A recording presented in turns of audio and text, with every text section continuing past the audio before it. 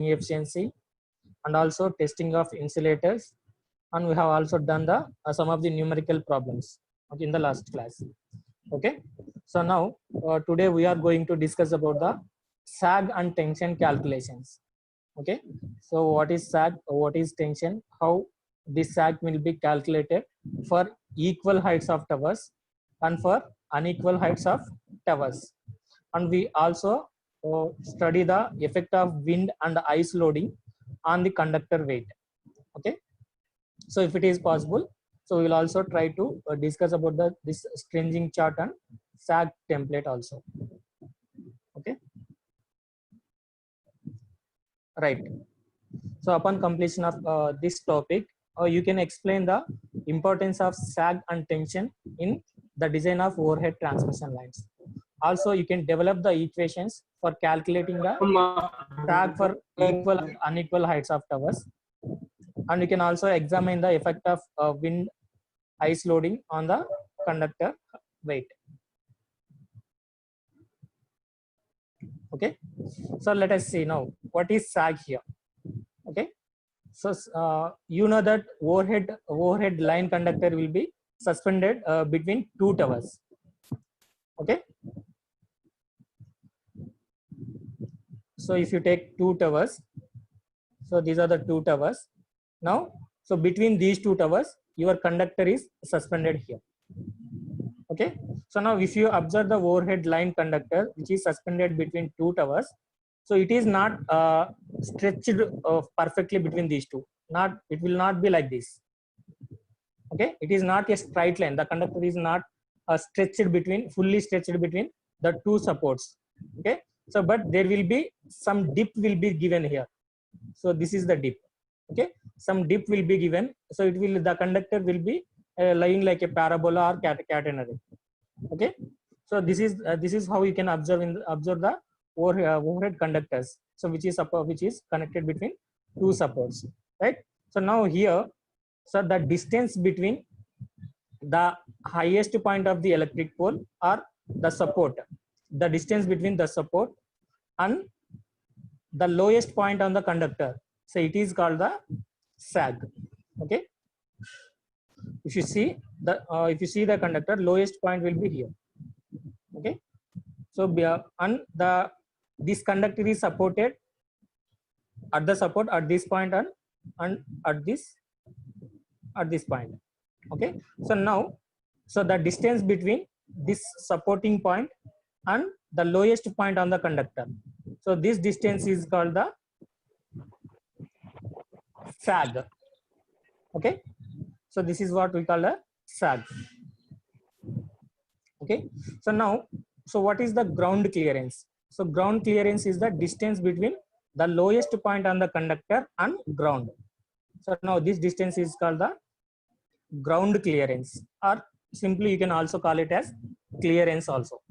Okay, now, so the distance between the supports, so from here to here, so this support, the distance between the two supports, it is called the span or span length. Okay, so here you have to remember 3 points: what is sag, what is span, and what is ground clearance. Okay, span is the distance between the two towers is called the span, or you can also call it as span length.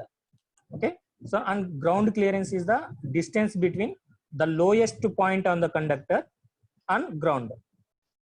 Okay, the distance between the lowest point on the conductor and ground is called the ground clearance, and sag is the distance between lowest point on the conductor and the conductor where it has been supported by the tower. So this distance is called the sag.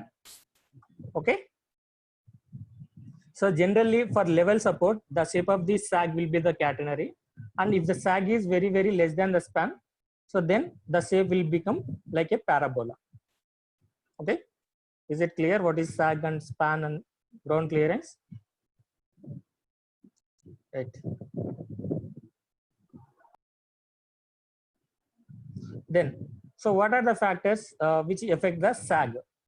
Sag, as I said, this is the distance between supporting point and lowest point on the conductor.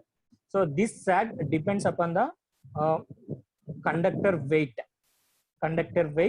span, tension, wind and temperature. These are the factors which will affect the sag.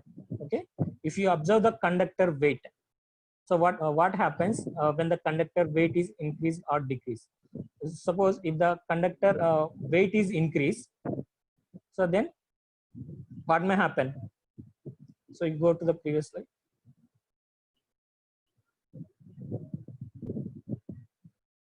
Right. So now this is your conductor. So now weight of the conductor is increased. So then what may happen? The conductor will be like this. It will come like this. When weight comes, so that means sag is going to increase. So sag is directly proportional to the weight of the conductor.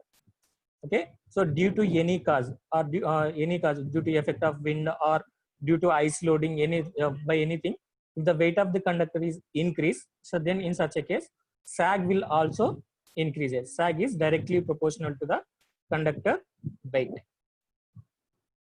Okay. So next, span length. Okay. The sag is directly proportional to the square of the span length. Okay. So suppose if the span is very high, so then sag also high. Okay. So that means if two towers, so that the distance between the two towers is called the span, right? So when the span is going on increasing, so then the sag will also be increases. Okay. So this sag and the span, these are directly proportional. Okay. When span increases, sag also will increases. So this sag is directly proportional to the square of the length of this span. Okay. Then what about the tension? Next factor which affect the sag is tension. So tension is nothing but it is a force acting on the conductor, right? So this sag will be inversely proportional to the tension in the conductor. Okay. Sag is inversely proportional to tension. Okay. If your tension is increasing, so then sag will decreases. So when tension is low, sag will be increasing. Okay. So sag and tension, these two are inversely proportional. When sag is high, tension will be low, and when sag is minimum, tension will be maximum.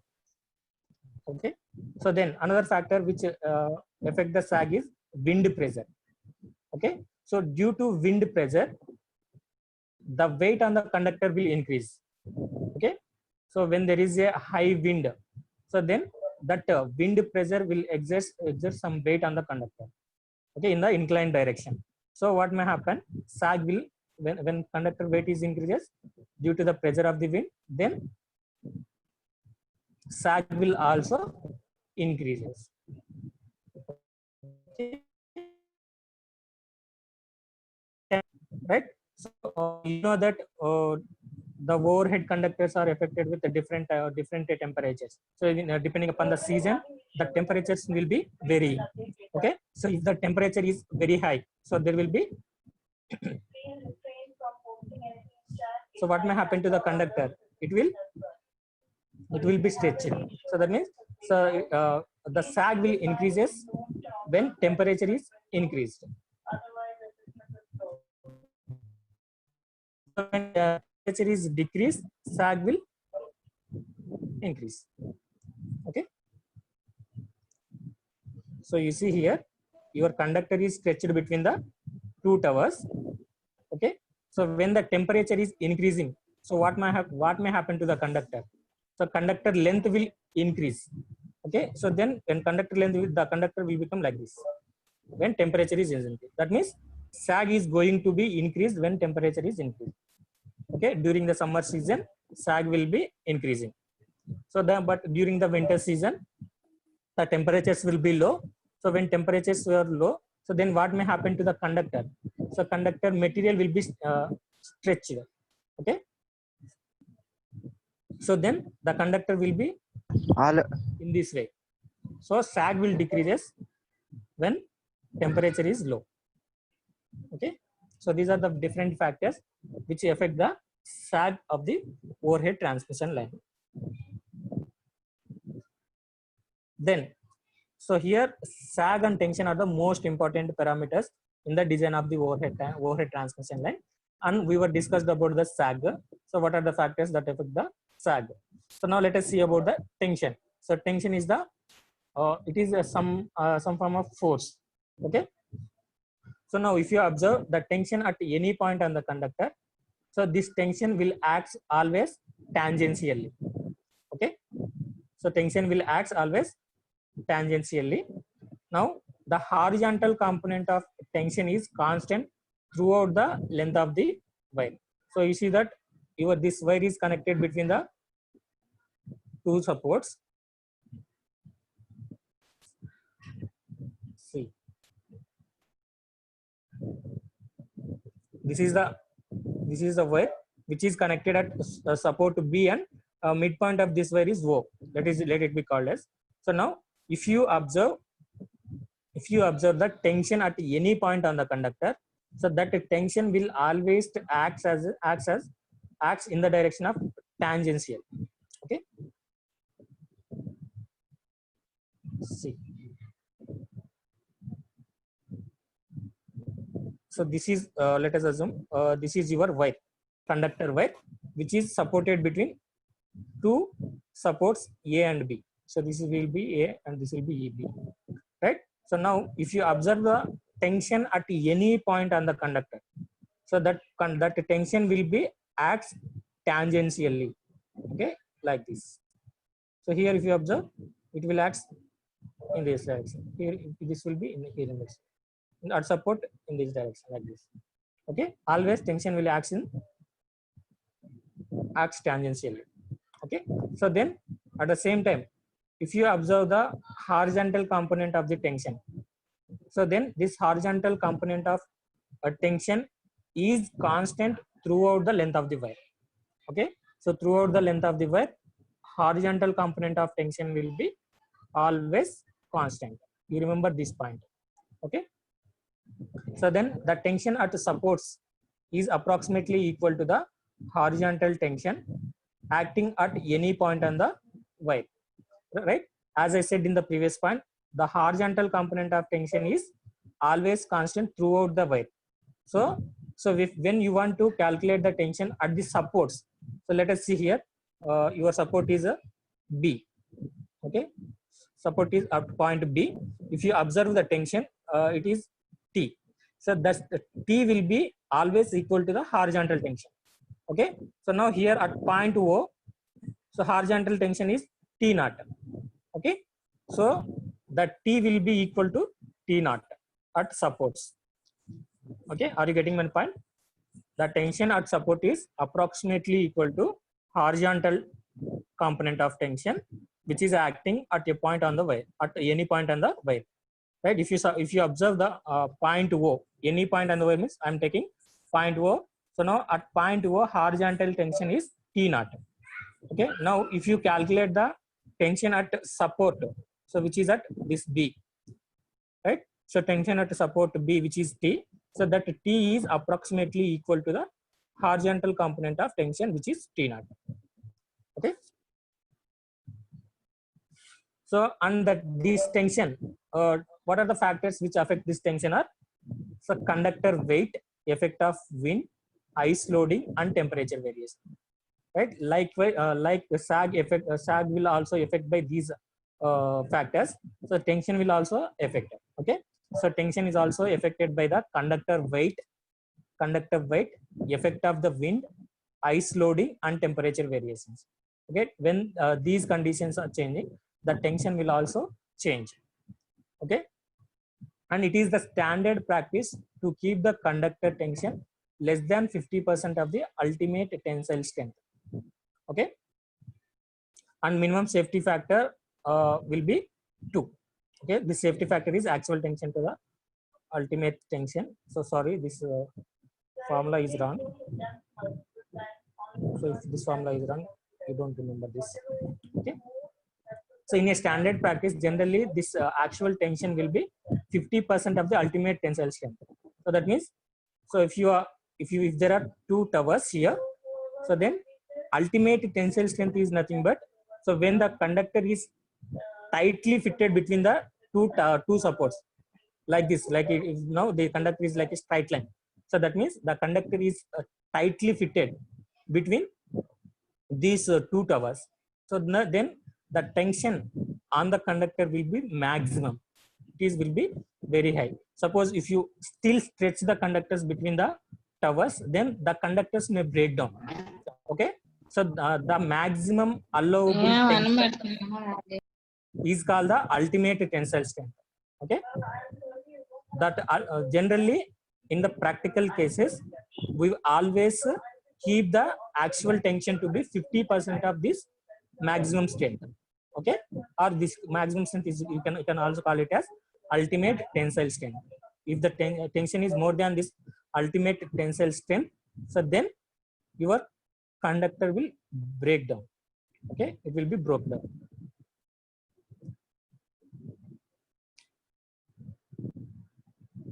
Right. So now, so we were discussed about the what is sag and what is tension. Okay. So then in overhead transmission line, how much you have to keep sag and how much tension it should be. Okay. So generally, as I said, sag is the distance between lowest point on the conductor and support. So this is called the sag. Okay. So now tension will be acting as tangentially, and horizontal component of tension on the wire will be almost constant at any point. Okay. So tension is nothing but this is the force. So when the conductors are stretched between two towers, then there will be some tensions. Okay. So that tension will be minimum or maximum. So whether you have to keep minimum tension or maximum tension. So anyone respond in chat box. So what should be the tension in overhead transmission? Whether it should be maximum or minimum?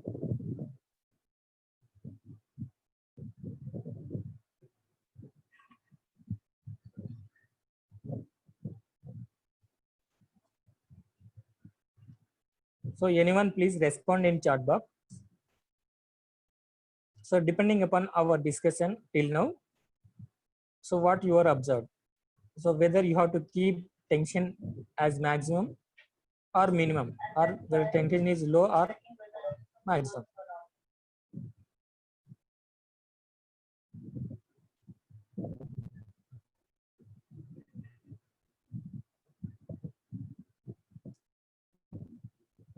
Right. So this tension in overhead transmission line should be always you have to keep minimum. Okay. So not maximum. Maximum what will happen? So the conductor will break down. Okay. So tension is maximum. It is tightly fitted between the two towers. Okay. So if you are having two towers, the conductor is tightly fitted between two towers. So then the tension on the conductor will be maximum. Okay. So they are okay. So then tension will be the maximum. Due to any atmosphere changes, suppose the temperature is increased, or due to the effect of wind, so wind force acts on the conductor. And what the force acting on the conductor due to the wind, so then that force will break this conductor. When you keep the maximum tension, so then the conductor may due to changes in wind pressure or temperature.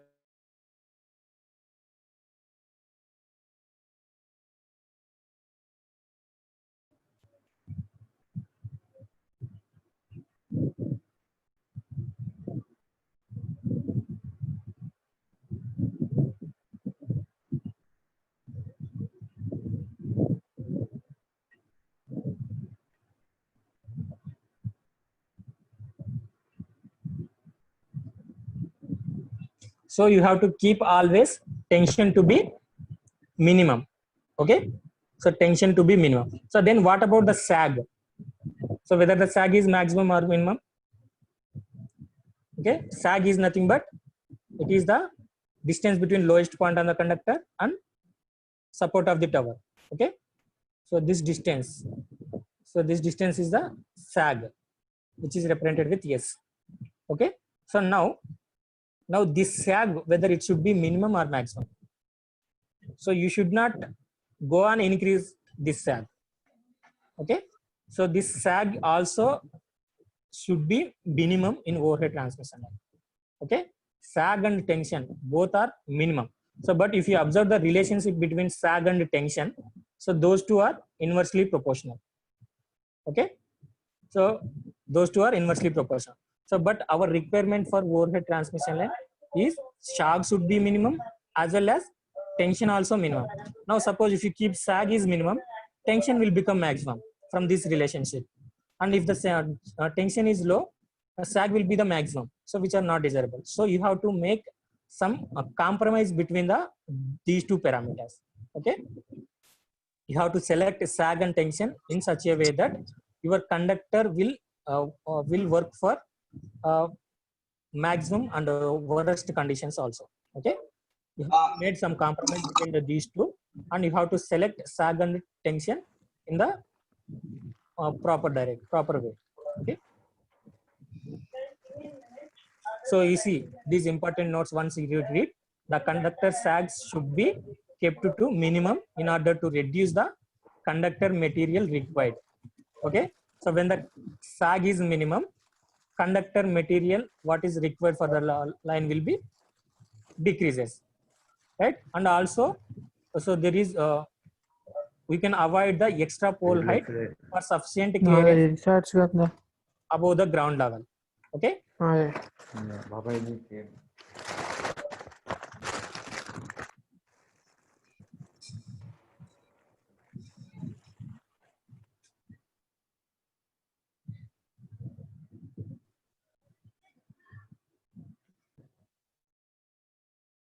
okay, and it is also the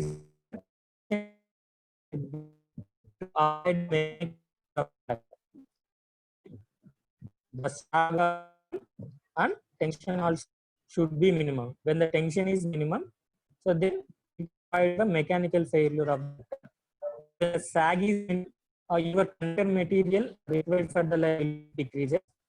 Also, you can avoid the extra pole. Okay. However, the low conductor minimums are not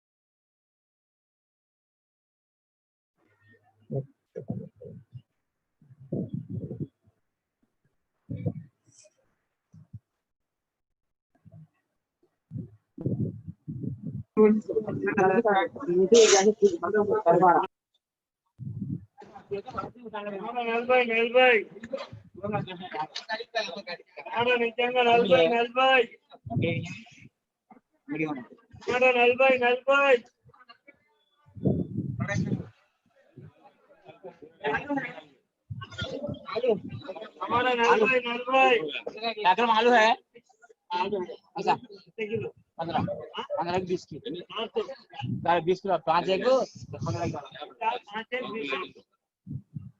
15 kilo आलूगड्डे అది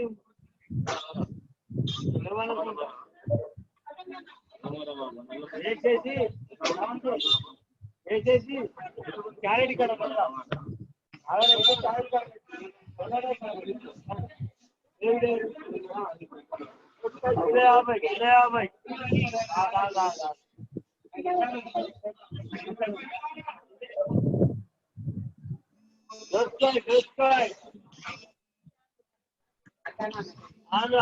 50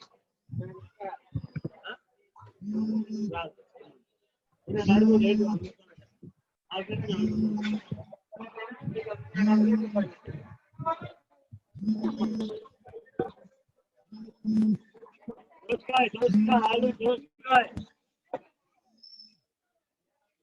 हमारा लगभग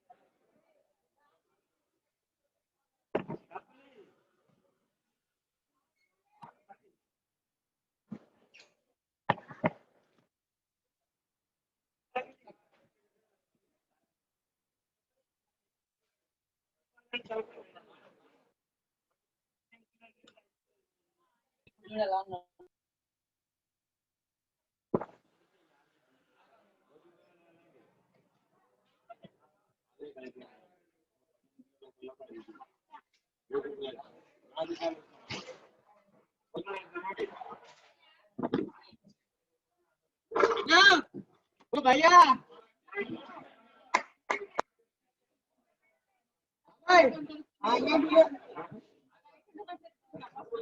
भाई मगर भाई मगर मिले ओ भैया भैया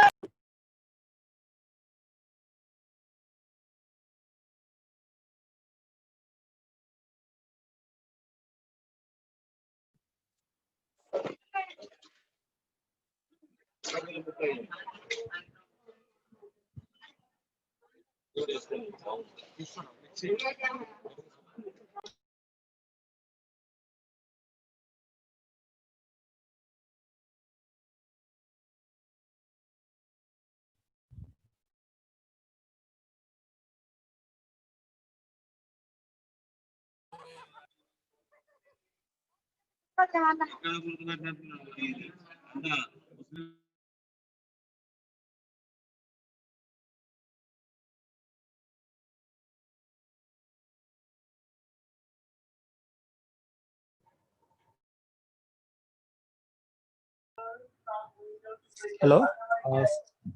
Okay, sorry guys. So due to internet problem, I lost the connection. Okay, right. So as I said, we should have the low sag and the low tension, which are not possible. Why? Because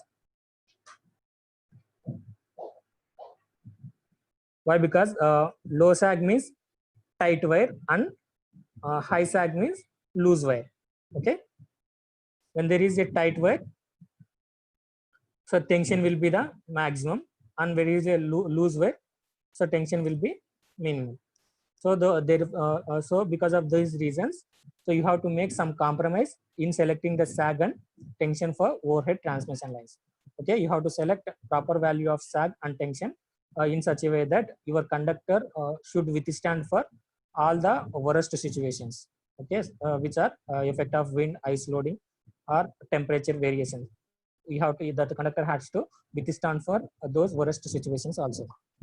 Okay, right. So let us calculate the sag for overhead transmission lines. So when the overhead conductor is connected between the two supports which are at unequal level and equal levels. Okay, first see case 1. So when the supports are at equal levels. Okay, so when your two supports are at equal levels and if your conductor is suspended between these two towers, so then what is the value of sag? How to calculate? Okay, so let us see the diagram here. You are having two supports A and B. Okay, so the A and B are the tower supports. Okay, you have to assume, right? So then this is the conductor which is suspended between two supports. Okay, two supports A and B, and the length of the two supports, or you can say that span length. Okay, span length, that is distance between the two supports, which is called the span length. This will be equal to L. So let us assume L will be the length of this span. And now if you observe the lowest point on the conductor, so where will be the lowest point? As the conductor is supported between two level supports, so your lowest point will be always in the middle of the conductor. Okay, so from A to this lowest point will be L/2 distance, and B also L/2 distance only. Okay, so that means your lowest point on the conductor when the supports are at equal levels will be at a midpoint of the conductor only. Okay, but someone raised a hand. Is there any doubt? 247.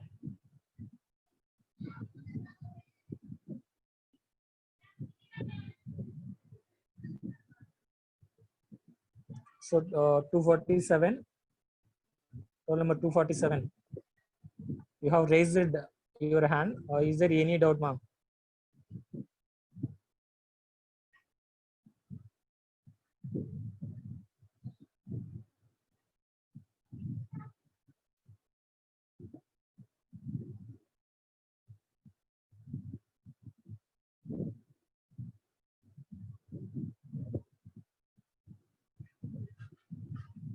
Okay, right. So now your lowest point on the conductor will be at midpoint, so which is at a distance L/2 from point A as well as point B. Okay, point A and B are the supports. Okay, are the towers, right? And you also assume that small w will be the weight per unit length, not the complete weight. Weight per unit length of the conductor. Okay, and capital T is the tension in the conductor. Okay, so capital T is the tension in the conductor. Now you have to calculate the sag. Calculate the sag on these conditions. Okay, so now to calculate the sag, now here you have to assume a point P. Okay, so which is at a distance x meters from lowest point O, and which is at a distance y vertically from the lowest point. Okay, so you have to select a point P on OB. Okay, on OB of the conductor, you have to select a point P, and that point P is horizontally at a distance of x and vertically at a distance of y. Okay, you see here. So this is the horizontal distance x, and this is the vertical distance y. Okay. Now, if you observe the curve OP, so right, so this curve will be very less, very small. So you can say that the length of this OP is equal to horizontal protection this. Okay, that means OP is equal to this x. Okay, so now if you observe the OP conductor, so there will be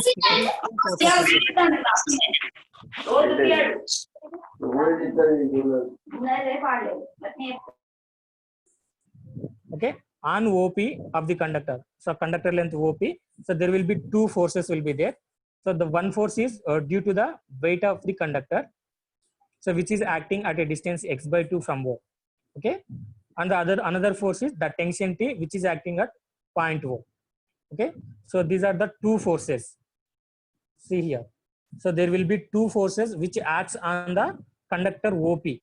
Okay, so one force is due to the weight of the conductor, which is acting at a distance x/2 at this point. Okay, x/2 from point O, and the another force is due to the tension T, which is acting at the point O. Okay, these are the two forces which acts on the conductor OP. Okay, so now at a equilibrium condition, these forces, momentum of these forces will be equal. So moments is equal to force or tension into perpendicular distance. Okay, So now if you observe two forces, the first one is weight of the conductor. Generally the weight of the conductor will be acting vertically downwards, which is represented with Wx. Okay.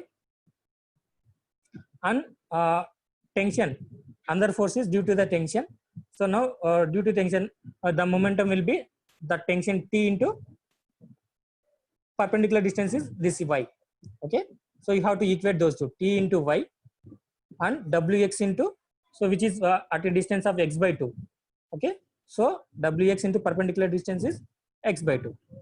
Okay, so now from this y is equal to Wx square by 2t you will get. Okay, this is the important formula, so you have to remember. Okay, y is equal to Wx square by 2t. Okay, so now if you observe at support A, this y will become equal to s. Suppose if you want to calculate the sag, okay, calculate the sag at point B or point A. So anyone you can take. Why? Because these two are at equal levels. Okay, so let us take at support A, right? At support A, the length x will be L by 2. Okay, so now if you observe the point, this point P, so now the distance from center of the conductor O to this A will be, so what is this? L by 2. So that means x will become equal to the L by 2 and y, this y, so y will be equal to s. Okay, so from here to here is s. Okay, so if you substitute x is equal to L by 2 and y is equal to s in the above equation, this equation, so then what you will get? The sag s is equal to W L by 2 whole square by 2t is equal to W L square by 8t. Okay, so this is the sag formula to calculate the sag when the supports are at equal levels. Okay, when the supports are equal levels, then sag s is equal to W L square by 8t. Okay, right. So then the second case is when the supports are at unequal levels. So when you will get this situation, suppose if your transmission line is going in hilly areas or in river or at river crossings or at turning points, so the two supports may not be at same level. Okay, if you observe the river crossing or a hilly area, let us observe one hilly area, right? So then you are having here one tower and here one tower. Okay, so if you observe the heights of the towers, so these two are not at the same level.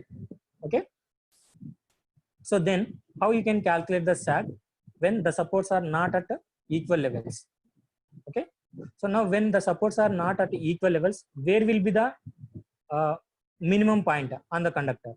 Okay, so minimum point on the conductor, this O, so this O will be in the exactly at mid position when the supports are equal levels.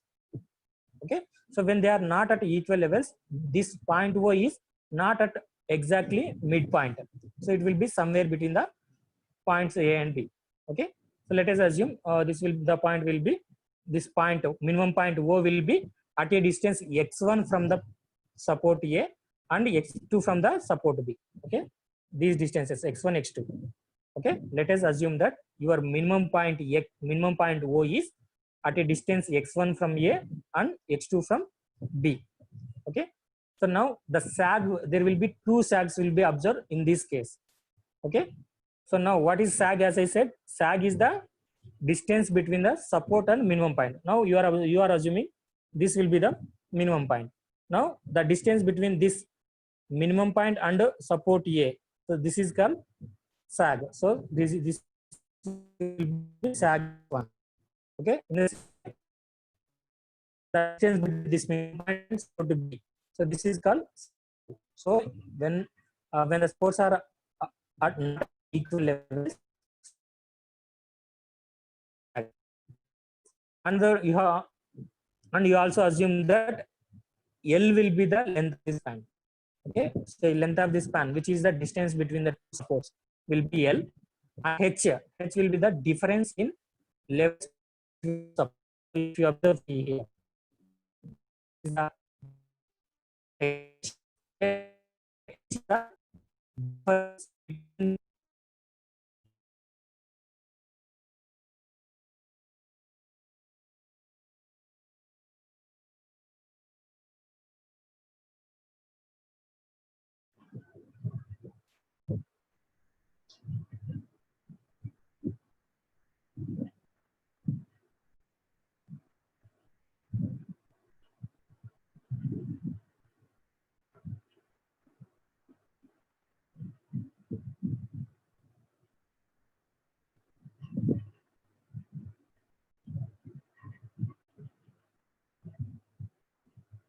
voice is not my voice clear on the layer.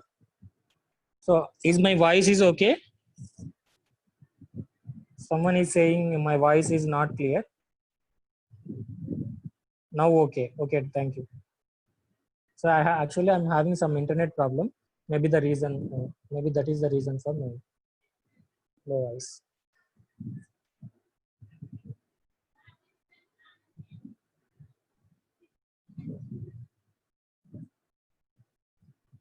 So we are discussing about the sag when the supports are not at equal levels. Okay. So now here H is the difference in levels between the two supports. Okay.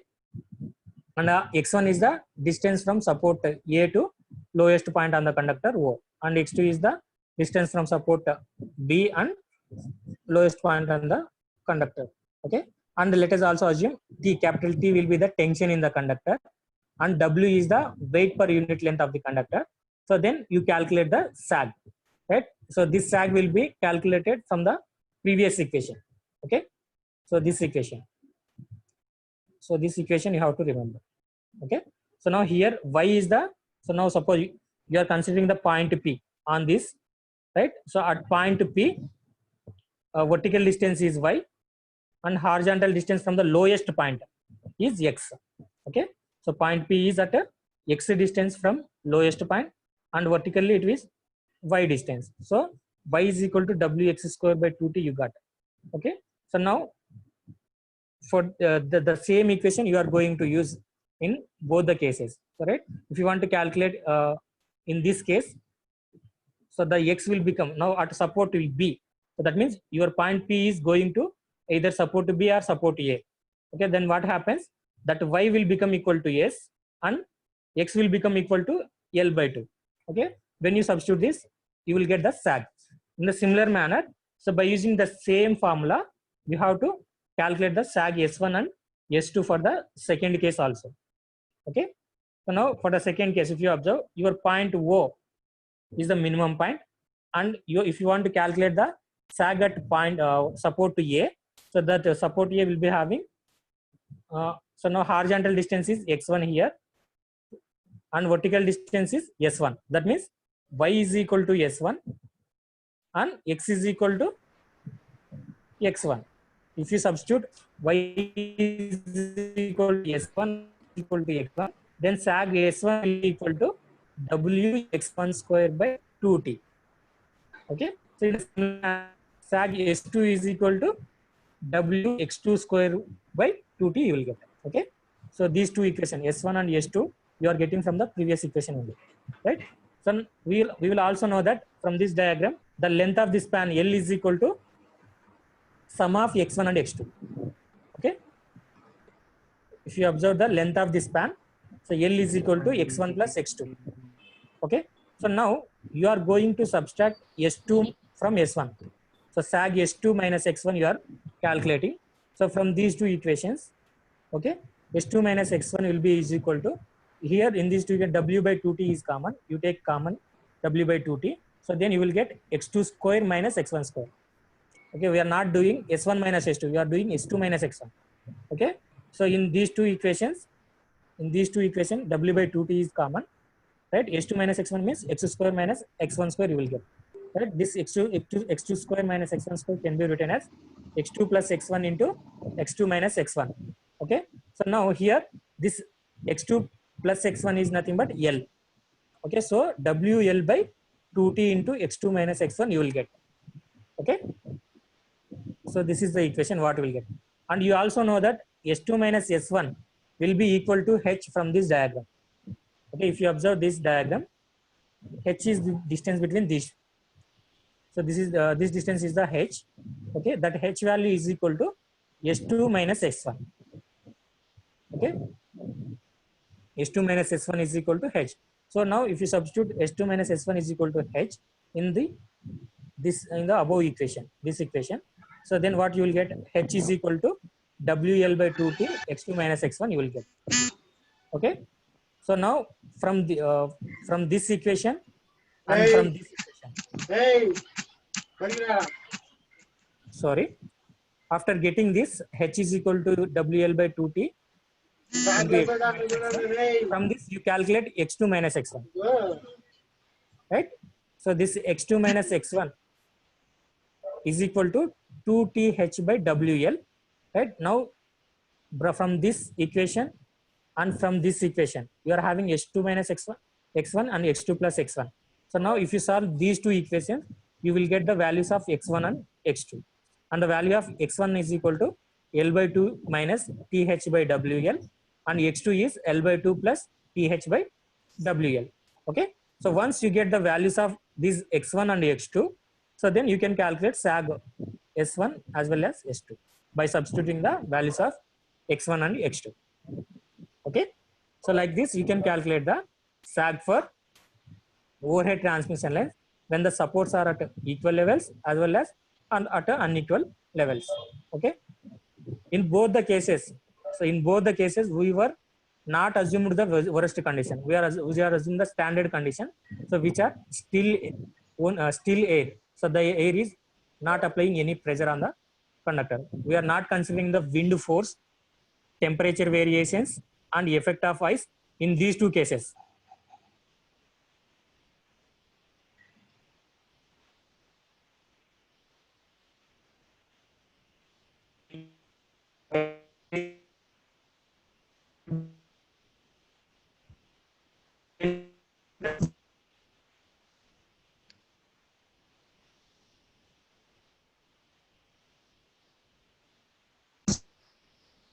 SAG. Okay. So if you observe the first diagram, so first diagram you are having ice coating. Okay. So this is your conductor. You are having ice coating.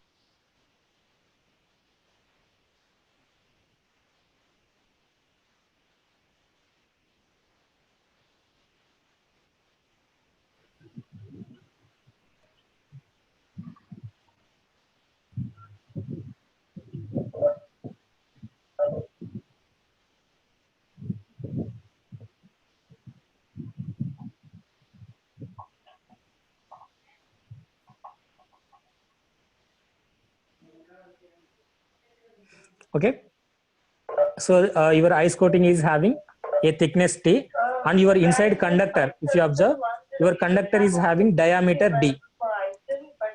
Okay, so let us assume that you have a conductor which is having the diameter small d, and on this conductor, so there is a ice coating. Okay, this ice coating will be observed in some Western countries where the temperature is very low. Okay, in India you may not be observed this ice coating. So, but in Western countries where temperatures are very low, you may have the ice falling. So that ice will be observed on the conductors also. Okay, so let us assume this ice coating will be having a thickness of T. Okay, and if you consider the wind force, so this wind force, the wind force will always act horizontally on the conductor. Okay, so your wind force will be always acts horizontally, right? And if you observe the ice coating, that ice coating will be having some weight. Okay, ice will be having some weight, so that weight will be always acts in vertical direction downwards. Okay, so along with the weight of the conductor. So if you observe all the weights, so weight of the conductor, weight of the ice, and wind pressure. So if you consider all these, so then you can represent them, all of them, in a vector diagram here. Okay, so now your your conductor weight as well as weight of the ice, so both will be act in vertically downwards. So you can represent them as W plus Wi, and it is vertically downwards. And your wind force is always horizontal. So wind force is represented with horizontal vector WW. Okay. So now if you take all into consideration, the total weight on the conductor is Wt, which is the sum of these two. Okay, vector sum of W plus Wi and WW is the total weight on the conductor, which is Wt. Okay, so from this diagram, so you can calculate Wt is equal to under square root W plus Wi whole square plus WW whole square. So that means this can be calculated by taking one rectangle triangle. Okay, so by taking one rectangle triangle, Wt square W total Wt total weight Wt whole square is equal to, so W plus Wi whole square plus W whole square. So Wt is equal to under square root W plus Wi whole square plus WW whole square you will get. So this is the total weight of the conductor. Okay, when you get total weight of the conductor, then sag is equal to Wt and L square by 2t. Okay, so from the previous formula. Okay, so when you know the weight of the conductor, total weight, here if you observe, S1 is equal to W by X square by 2t. So right, so by using that formula, in place of X1 you have to substitute the, sorry, in place of W you have to substitute the Wt, and in place of X total length, okay, WL square, sorry, WTL square by 2t you will get. Okay, so now here we are doing some observations here. So weight of the conductor per unit length is W.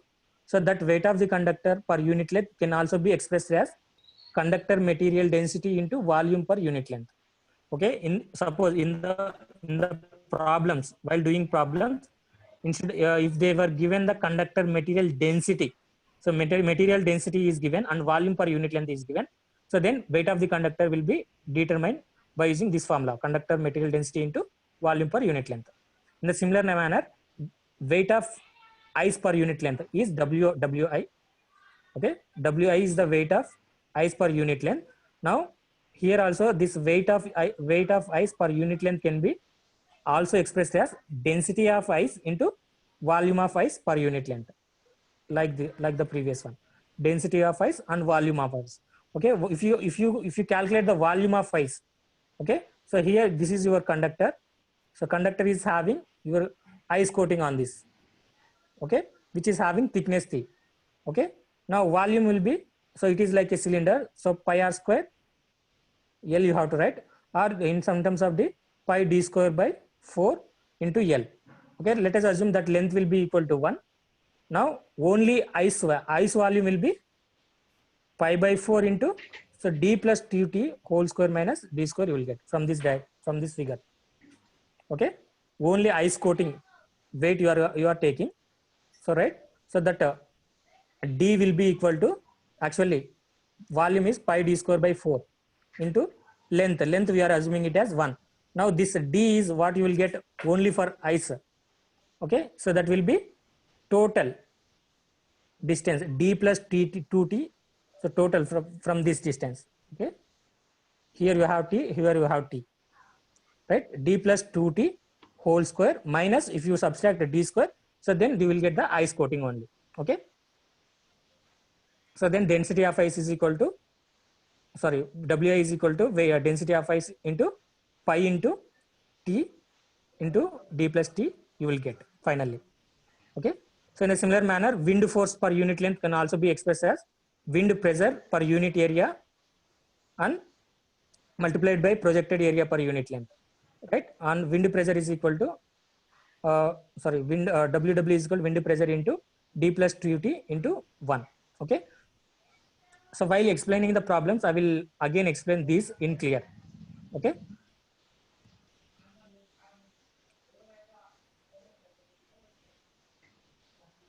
two minutes I will conclude. Okay, so effect of wind for ice loading. When the conductor is having wind and ice loadings, so then you have to remember these following points. The conductor is, sets itself in the plane at an angle theta to the vertical, right? When the when you consider the effect of ice and wind, so then your conductor will be in this direction, in a slant direction. Okay.